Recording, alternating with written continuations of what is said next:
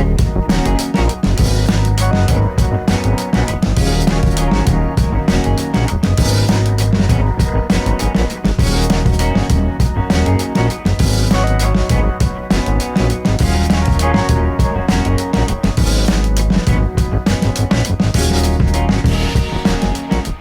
welcome to Local Anesthetic Podcast, your regular injection of weird, strange, bizarre news from around the world and, of course, locally, which is where this podcast started. And, of course, we do try and source local news still. It's just local news is really dying a death. This is episode 395 now, I think, which means we are not many episodes away from the big 400.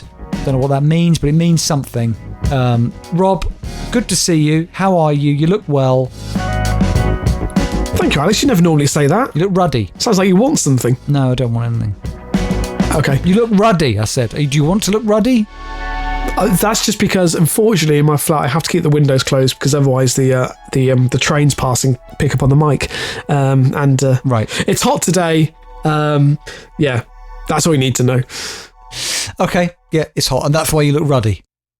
Yeah, and also, I've been drinking since 9 o'clock.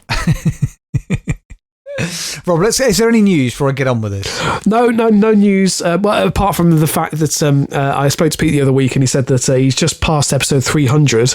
I don't think he's going to hear this. And obviously, Alex, can you remember why 300 was so significant? Not just the milestone, but what happened to it? Well, was an episode... When you think what happened to it, did we lose it, or was there a problem with recording? Or something? We lost half the audio, and I think you then painstakingly went back and then voiced all your parts back in. So listeners, just to tell you this, on episode 300, this genuinely happened. My audio didn't record, only Rob's. And it was a brilliant episode, right? So when I say it didn't record, all I had was silence. So I had to... We could have just re-recorded, but of course it'd be very hard to do that and make it sound authentic, and we would have lost a lot of just the easy banter that Rob and I had.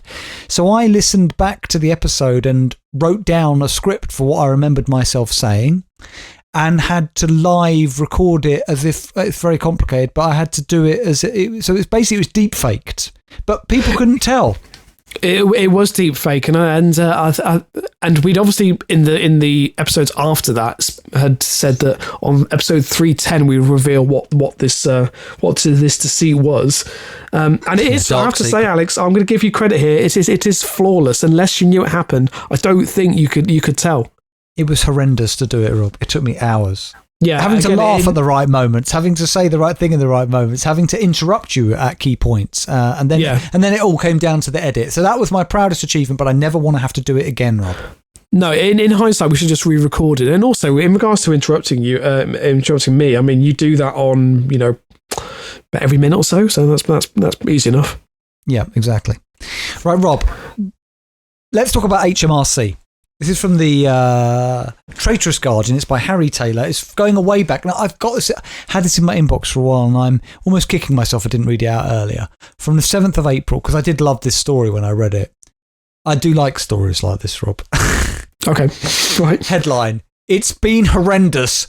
Cardiff flat owner gets tax bills for 11,000 Chinese firms. Right, okay. Now, Rob, I always like it when you do your impression of somebody losing it, and you know what I mean by that. Yep. So if at any key point as we're talking about this, you want to slip into that, please do. Let's talk about this story. The sight of a brown envelope landing on the doormat has often been met with a weary groan, the sign of another bill that needs paying. However, few will have ever experienced the same horror as Dylan Davies. I don't know if that's any relation to you, Rob, or Welsh brethren. Not the way off, no. Who received 11,000 tax bills with none actually for him. On one day, 580 envelopes flooded in. One day, Rob. 580? As Chinese companies had used his Cardiff flat address to register themselves with HMRC to pay VAT. Oh, hang on. So they are legitimately trying to pay tax? Yes, and well, let's get into it. But are these shell companies? They have to be. No, the overall debt came to £500,000, Davies told the BBC. Even worse, the error was not picked up by HMRC's internal systems. It's been horrendous, he said. You think there'd be a system with the technology today that would have picked it up immediately? He informed police and HMRC, but the bills kept on coming, and HMRC did not respond. Action Fraud said it was unable to identify a line of inquiry. Most of the firms were online businesses without any presence in the UK. It was made worse when letters started to arrive from debt collection agencies, causing him to fear that bailiffs might arrive at his home at any moment to seize his possessions or worse, have his house taken away. I had images of debt collectors breaking down the door and seizing the TV, he said. HMRC's permanent secretary, Jim Harrer, said 2,356 of the 11,000 businesses registered at the address owed it money.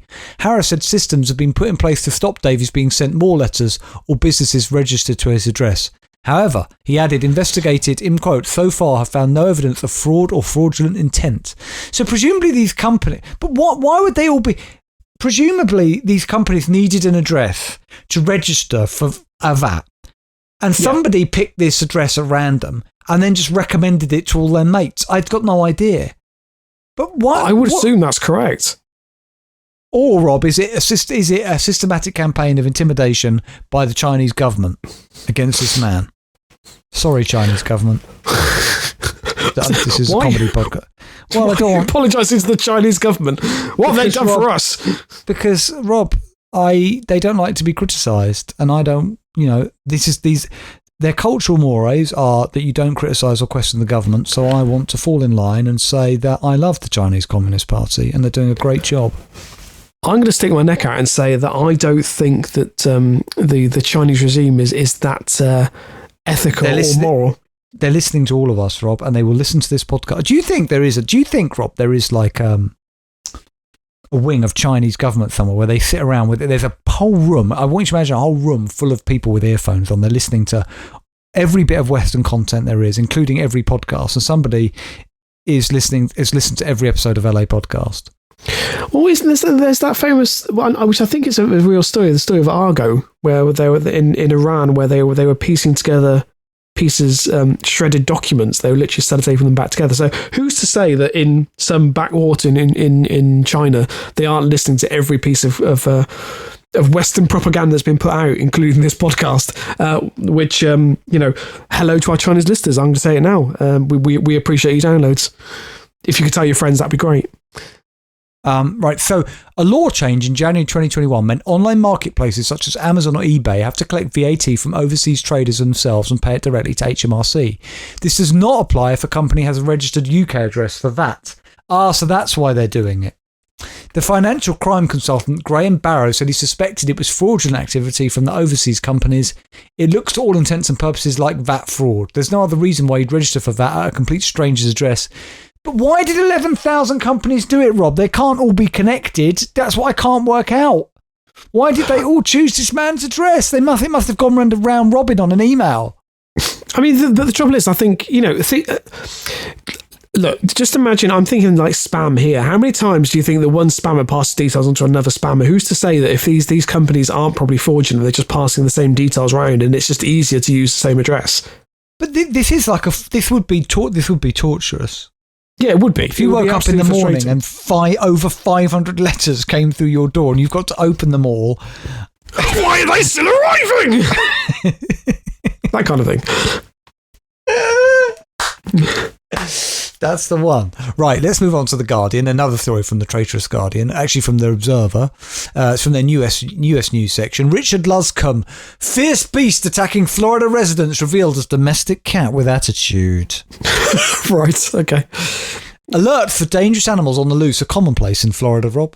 A state that leads the nation for escapes of wild creatures ranging from bears, lions and monkeys to snakes and tigers. Can you imagine you're walking down the street in Florida and there's just a gang of monkeys terrorising the neighbourhood? I can. It does make me, in this country, make me feel quite safe because obviously, Australia is always when it comes to mind, has a higher population of poisonous spiders than anywhere else in the world. You just think, I'm quite safe here, on the whole. The highest population of what? Poisonous spiders, I believe. Is that true? Right, blimey. A stalking beast currently terrifying residents of Suwannee County after sending 2 people to the emergency room in separate attacks has turned out to be a domestic cat with attitude that has evaded capture for almost a week. Deputies from the Sewanee County Sheriff's Office have laid traps for the fractious feline, but have so far failed to make an arrest. Instead, the office's animal control unit is advising the public to, in quotes, be mindful of the feral cat or any other animals in the area that present with signs of rabies. According to a post on Sheriff Sam St. John's Facebook page, great name, Sheriff Sam St. John. Sam St. John, I do like that. During 2 separate incidents, residents exercising and walking on 174th Street were attacked by a feral cat. Both residents received injuries serious enough that they had to seek medical treatment at local hospitals. I'm going to be honest, Rob, it sounds a bit like Nibbler, because that time I was in your house. She attacked me, he, whatever it is. No, but it was an unprovoked attack. I was only filming the cat. Right, as I said before, actually quite recently, we don't know what happened prior to that. We also know what happened after that film. We've only got that small snippet. I mean, the cat you're talking about is currently... Accusing somebody of sexually molesting a cat, I believe, is a crime, especially on air. Also, I'd just say that Nibbler is currently washing behind me on the bed. I mean, if he was that fierce, he would be attacking me right now. And that isn't happening, Alex. So, who's the fool now? St. John has so far declined to issue a rabies alert due to the cat not being captured, not being able to confirm if the cat has rabies or not. But I would be precautionary. I mean, you can't... I don't know. You don't want to... I don't think you want to take any risks there. If that cat has rabies, you should just get a jab just on the off chance. Comments on the sheriff's social media post include residents fearful that the public would be scared enough to declare open season on any cats found outside. I love that, Rob. So basically just people, blowing them to bits with a shotgun... I imagine that, and I don't want to cast aspersions on this particular place in Florida, but maybe I can imagine, flaming torches, the mobs with their flamethrower, their spades and their rakes and so on. I would say, I think this is a fair criticism that's been made against the sheriff's office, that they have failed to include even a basic description of the cat's size or colour. So it's just a cat. I don't know. If a cat went straight for your face, I think I would struggle to then identify what it looked like. If it was black or white or tabby. Not if it was dark, Alex. Right. Okay.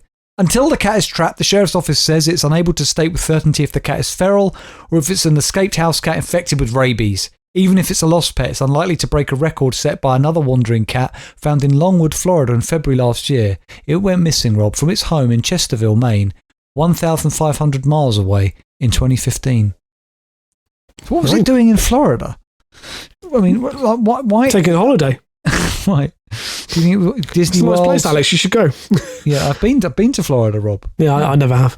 The day after we arrived, the day that we arrived, a British couple were, I think, killed in Miami outside the airport. Somebody put a brick through the window and shot them. So that was a bit frightening. And why are you telling this anecdote? And I remember then the pool in the hotel complex had a very, very large turd floating in it. That's what I remember most about my Sounds delightful. It's like it's Pontins. Indeed.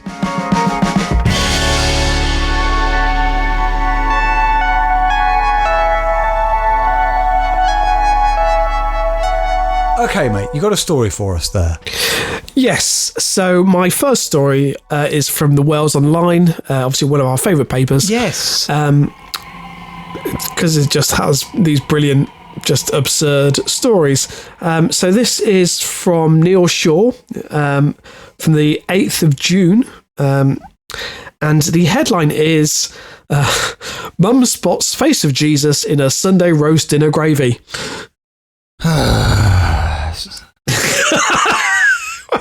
Alex, okay, please, we're in the presence of Christ here. Sorry, go on.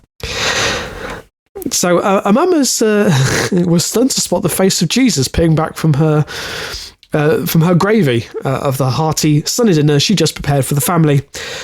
Genevieve Morris and husband Andrew Morris had spent hours diligently preparing a traditional roast dinner at their home. Andrew, 58, whipped up a batch of homemade gravy to serve alongside the hearty meal for 5, including cauliflower cheese and Yorkshire puddings. It was only as Genevieve, 52, went to pour some of the gravy bowl while serving up that she noticed the outline of an unkempt man in the liquid, complete with beard and luscious hair. Why didn't she just see a vagrant in her? Well, it's a good question, which we'll come back to. Also, we don't know later. what Christ looked like, but he certainly didn't look like the depictions of him that, started effectively by, I don't think it's fair to describe him as an unkempt man, or I do like the episode title, An Unkept Man in the Liquid. With what was it? With beard and luscious hair. Yeah, it needs to be. Yeah. An unkept man complete with beard and luscious hair. Yeah. The mum of five stopped in her tracks and took a quick snap of the saucy saviour before pouring the gravy into the dish and serving it at the table. Saucy saviour. Where's this story from again? Wales Online. Yeah, you got to give it to them there. That's good. That's good journalism, Rob. Yeah, that is good. That is good journalism. If that's where we've come to. Anyway, the nurse, who isn't religious, quipped that she found it funny because it didn't spark a spiritual awakening in her. On most Sundays, we have roast dinner, and my husband always does the gravy. We were serving the gravy in a boat, and then we saw his face. Sorry, they were on a boat? No, in the gravy boat.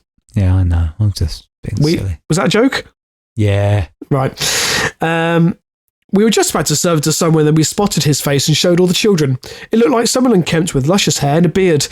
I did think it looked like Jesus or Karl Marx. My son is a big fan of The Doors, so he suggested Jim Morrison. I don't think the children found it as funny as their old parents. I just thought it was quite funny. My husband found it very amusing too.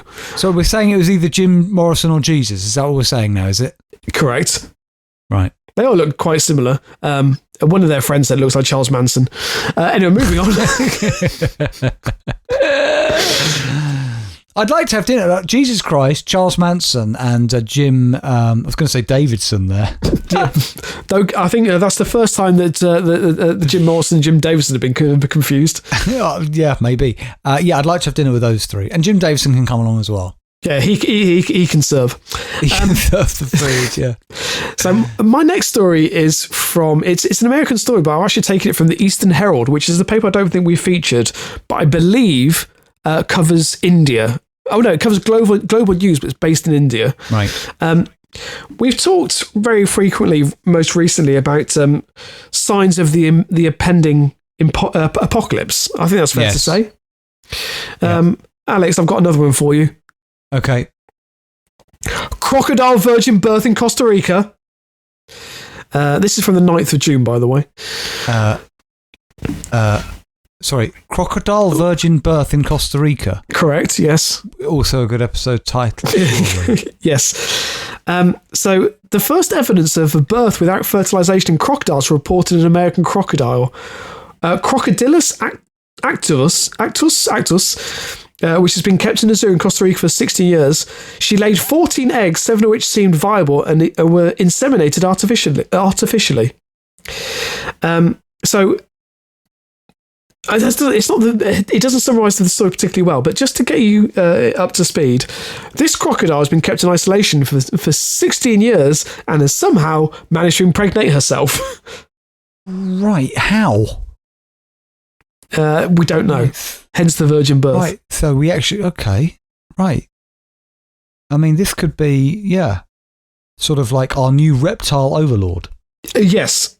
So apparently only one of the eggs actually hatched successfully with a fully formed fetus, which was genetically identical to the mother, showing no evidence of bonding with any male during its time.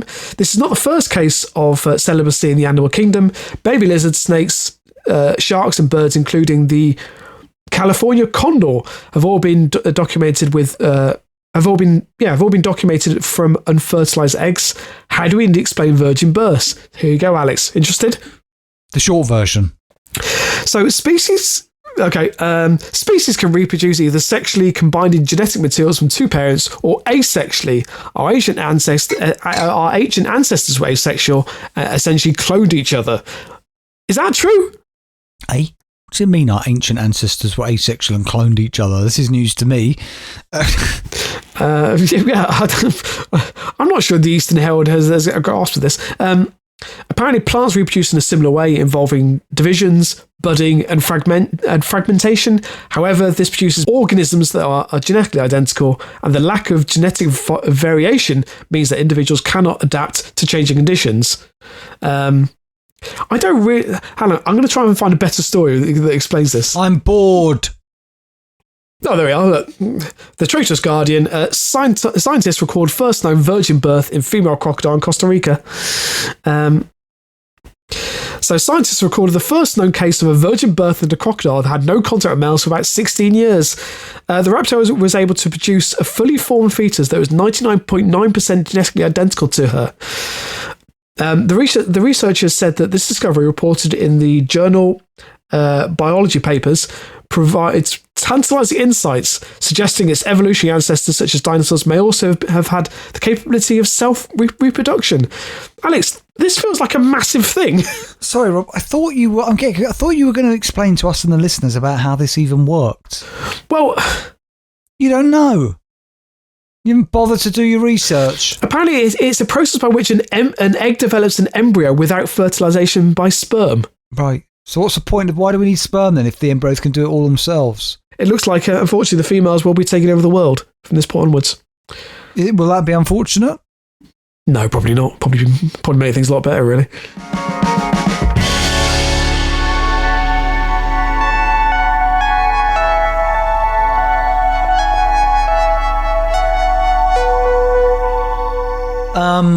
I've got a story here about sex dolls. Oh great. It's been a while. This is from news.com.au. It's from Australia, Rob. It's a great story. Sex doll sells out as Melbourne commuters use it to cheat transit lanes. Hang on. Now, there is a well-known celebrity who used to own a black taxi. And who is that celebrity, Rob? Can you name them? His name is Noel Edmonds. He was famous for putting a mannequin in the taxi so that he could drive in bus lanes. This is... why? I remember we spoke about it before. Why did he drive around in a black taxi, by the way, if he wasn't... Who can say, Alex? Maybe, again, it's just because he wants to drive in bus lanes and he just types me as that sort. Is this the same sort of thing? Is it people want to drive in carpool lanes? So you're cruising down a Victorian motorway, as in Victoria. I see, right. In Australia. You peer over at the passenger in the car next to you. A pair of cold, dead eyes stare back at you. You're not going crazy. There's a perfectly good explanation. It just so happens a sex doll named Donna has completely sold out in Melbourne for the first time ever, as the city's commuters come up with a creative solution to their traffic woes. According to Adam Lear, marketing manager of Wild Secrets, the adult retailer that stocks the $5,500 doll, this has never happened in the company's 30-year history. The sudden demand for Donna has been sparked by Eastern Freeway commuters who are using the lifelike doll as a fake passenger to qualify for the faster transit lane. The awful traffic on the Eastern has resulted in a coup for us, said Mr. Lear told the Herald Sun. People are buying dolls so they can use the much faster transit lane. Apparently, people were inspired by a promotional image of Donna seated behind the wheel of a car, and one customer even admitted that the transit lane was the sole reason for his doll purchase. Alex, this isn't the sole reason they're buying a £5,000 sex doll. I'm sorry, because they're very realistic, Rob. I don't care, Alex. You could buy a second-hand mannequin for a lot less than that. You could buy an inflatable doll and just dress that up. You could. Well, look, until recently... It sounds like these men are finally going to be given an excuse to buy a sex doll. The excuse they've been looking for all this time. Maybe. Look, until recently, the niche market sex dolls sold pretty infrequently. Some months, only 2 dolls would sell, Mr. Lear said. However, in the past few months, Rob, hourly sales of Donna have taken over, leading to a complete sellout. While Vic Road strictly prohibits the use of sex dolls in transit lanes, with its website saying that passengers must be human. I really hope that's in their policy somewhere. They've had to specify that. Well, no, it says passengers must be human. Melbourne commuters seem to have found a way around the system, much to the delight of Donna's manufacturers. Anyone seeing people travelling in the Eastern Transit lane with dolls, while Melbourne drivers shared in the viral post on Reddit alongside an image showing a lifelike doll in the passenger seat of a car next to them. While many praised the driver for finding a way to cheat the system, some suggested he may have been in a relationship with the doll. This might sound weird, but I'm pretty sure it's a sex doll. They have a whole forum community and everything, wrote one user. They treat the dolls like real people. They take them on holiday trips, etc. Travel with the car in them, and so on. Right, Rob, what I want you to do now is I want you to put in this story into Google. Can you give me the headline? Yeah, so this has never happened. Something is odd about these Aussie motorway passengers. It's news.com.au. That is the story I want you to look. And I want you to go to... Yeah. Oh, yeah. Right, so I want you to go there. I want you to look at the first picture, which shows the picture of the sex doll in the passenger car. It's clearly a sex doll. Yep, the blonde sex doll. Yep. And then scroll down and see the sexual doll people are buying, Donna. She's very realistic. Yeah, I'm not disagreeing with that. Very realistic. And then third picture, right? I mean, can we even describe that for the listener? I mean, listeners, what we're looking at here, it's like... Okay, looks like... I mean, that's quite terrifying. Yeah. I don't even know what that is. It's kind of like a homemade sort of effigy. It's wearing blue jeans, a sort of blue hoodie, some sort of white top, big gloves, a cap, dark glasses. Sorry, Alex, I've just seen the Grinch. Yeah. The inflatable Grinch, yeah. Alex, I can just imagine the conversation between a husband and wife. Look, darling, I know it was a reckless purchase, but I'm telling you, I'm not having sex with her. It just means I can get to work quicker and get home to you quicker as well. You know, I can be home in time for tea. That's all it is. I promise you, I'm not fucking it.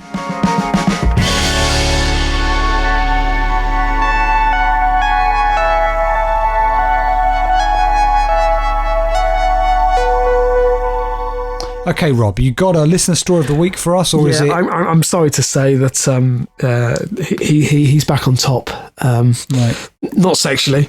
Kyber's Corner again this week. Correct. So this is from the BBC News website from the 15th of May. This is a great story, although slightly concerning. The headline is Austrian train plays Hitler speech over loudspeaker. Yeah, now I heard about this. I actually had it in my inbox, and I don't know, I decided against reading it out. You're going with it. Okay. I mean, where else would this happen than on Austria, Rob? Germany? Right, good point, yeah. So travellers on an intercity train in Austria was startled on Sunday when a recording of a Hitler speech was played on board. Instead of the normal announcements, a crowd could be heard shouting Heil Hitler and Sieg Heil over the train speaker system. The reporter said there have been several such incidents in recent days. Alex, this wasn't an isolated incident. Can you imagine this happening on like somewhere on the train system over here, like on a southeastern railway service? Just Hitler being pumped out over the speakers. I mean, it would be unsettling. I'll be honest, Alex. So one passenger on the board the Bregenz Vienna service told the BBC that everyone on the train was completely shocked. David Stugmuller, a Green Party MP, said the speech by the Nazi Germany leader was played over the intercom shortly before the train on the OBB Railjet 661 arrived in Vienna. I actually think if this happened in the UK, like on the tube line, Bakerloo line somewhere, I'm not even sure people would notice. They'd all be plugged in with their earphones, looking at their screens. If you play it on the tube, no one would pay any attention to it whatsoever. Maybe they would. I mean, maybe they would notice. I mean... I might take out a headphone.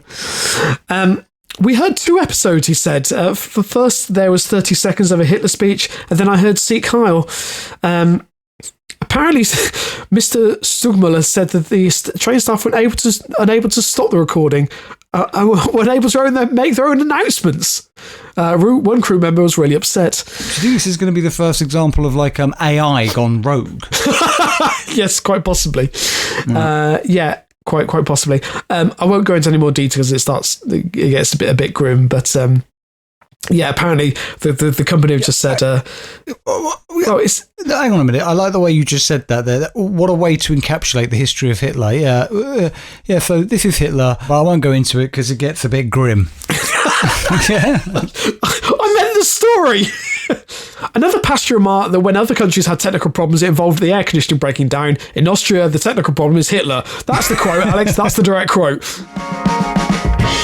Okay, Rob. Well, that brings us to the end of episode 395 now.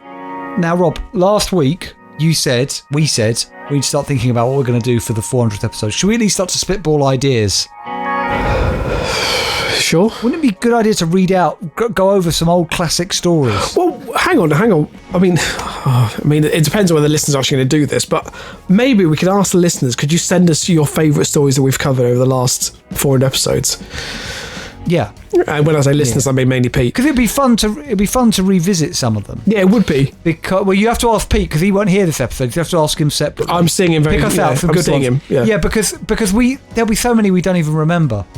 Yeah, okay. I will do that. I'll ask Pete to pick out some gems, and we'll revisit them on the podcast. That sounds like a decent enough idea. I mean, it's fairly tawdry, fairly obvious, but it will do, rather like this podcast, Rob. Agreed. We are on LAPodcast.net. From there, there's a PayPal button, top right-hand corner. Please do leave us a donation, either a one-time donation or a rolling donation, to help support this podcast. We will forever appreciate it. I was going to say be in your debt. We won't be in your debt. It's not a loan. If you give it to us, we don't owe you anything. I think we need to make that absolutely clear. There's no debt involved, no interest, no nothing. God bless. And keep it local.